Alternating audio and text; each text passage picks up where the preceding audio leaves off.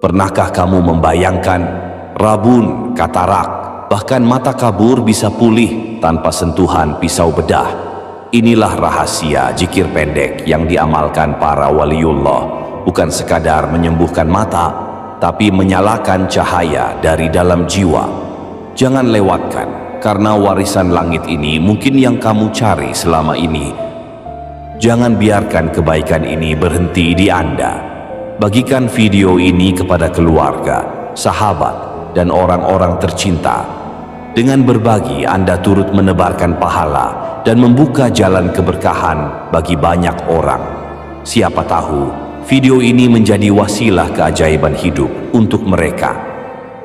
Dalam kitab-kitab hikmah tasawuf dan riwayat lisan murid-murid tariqah Qadiriyah dan Syadziliyah, disebutkan kisah seorang wali di Hijaz, wilayah Makkah Madinah, yang didatangi oleh seorang kakek buta karena rabun berat dan katarak. Sang wali, yang dikenal tidak pernah menolak tamu dengan keluhan apapun, tidak langsung menyentuh atau mendoakan dengan isyarat, melainkan memberikan amalan wirid ringan, seraya berkata, "Jika engkau yakin, maka zikir ini akan menjadi cahaya bagi penglihatanmu, karena cahaya batin lebih kuat dari kegelapan dunia."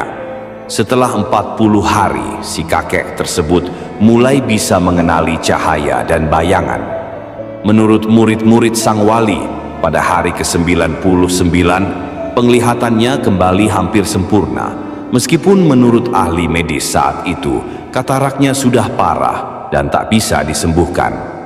Sumber kisah dan referensi: Kitab Al-Manaqib Al-Jailaniyah, riwayat tentang amalan syifa oleh para wali Qadiriyah. Majmu' Rasail Ibnu Ata'illah menjelaskan cahaya zikir sebagai penyembuh. Riwayat lisan dari Thariqah, Syadziliyah dan Qadiriyah di Haramain. Para wali tidak menggantikan dokter, tapi mereka membuka jalan penyembuhan dari langit dengan zikir yang dibungkus keyakinan dan adab. Penglihatan fisik adalah anugerah, tapi cahaya batin lebih menyembuhkan dari sekadar obat lahir. Hari demi hari sang kakek terus mengamalkan zikir itu. Setiap malam ia duduk menghadap kiblat di sudut rumahnya dengan air mata menetes perlahan.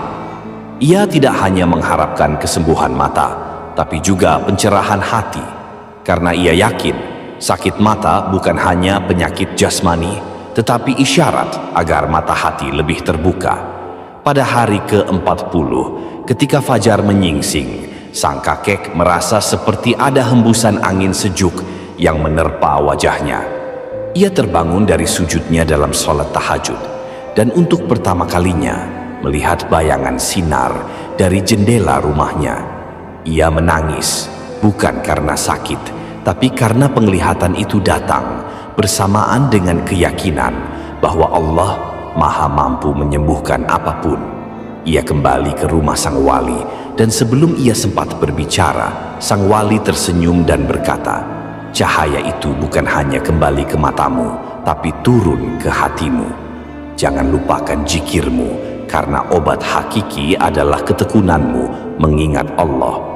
Dalam banyak warisan hikmah para wali, disebutkan bahwa zikir dan wirid hanya menjadi jalan, tetapi kunci penyembuhannya adalah keyakinan dan istiqomah.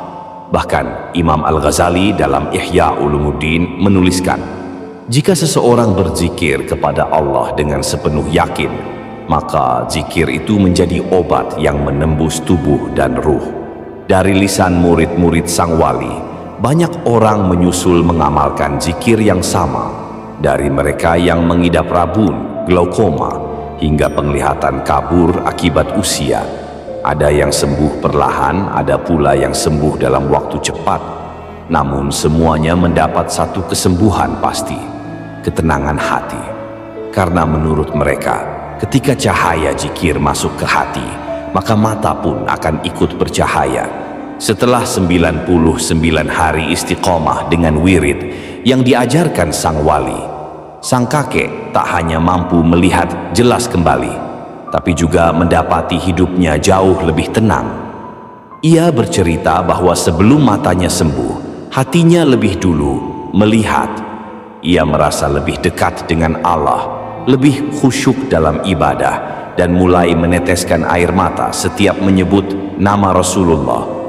Sang wali pun berpesan, "Jangan hentikan zikirmu. Sakit bisa kembali, tapi zikir akan membuatmu tetap sehat, lahir dan batin." Berikut adalah wirid lengkap penyembuh mata, warisan para wali. Yang pertama, ayat syifa dari Al-Quran, Surah Al-Isra, ayat 82. Kami turunkan dari Al-Quran sesuatu yang menjadi penyembuh dan rahmat bagi orang-orang yang beriman. Yang kedua, zikir Asmaul Husna, penyembuh penglihatan. Wahai yang maha cahaya, wahai yang maha melihat, wahai yang maha menyembuhkan. Dibaca 33 kali setiap malam sebelum tidur. Disarankan sambil meletakkan tangan kanan pada kelopak mata. Yang ketiga, solawat syifa tibbil qulub. Ya Allah, limpahkan solawat kepada Sayyid Muhammad, obat hati dan penawarnya, kesehatan tubuh dan penyembuhnya, cahaya mata dan sinarnya, serta kepada keluarga dan sahabatnya. Dibaca 3-7 kali setiap selesai sholat. Tata cara amalan ringkas. Sholat hajat 2 rakaat, boleh setiap malam atau minimal Jumat malam. Bacakan ayat syifa dan zikir mata seperti yang telah disebutkan. Jika memungkinkan, tiupkan ke air dan gunakan untuk membasuh mata. Hati-hati dan higienis. Lanjutkan zikir harian setiap malam selama minimal 40 hari.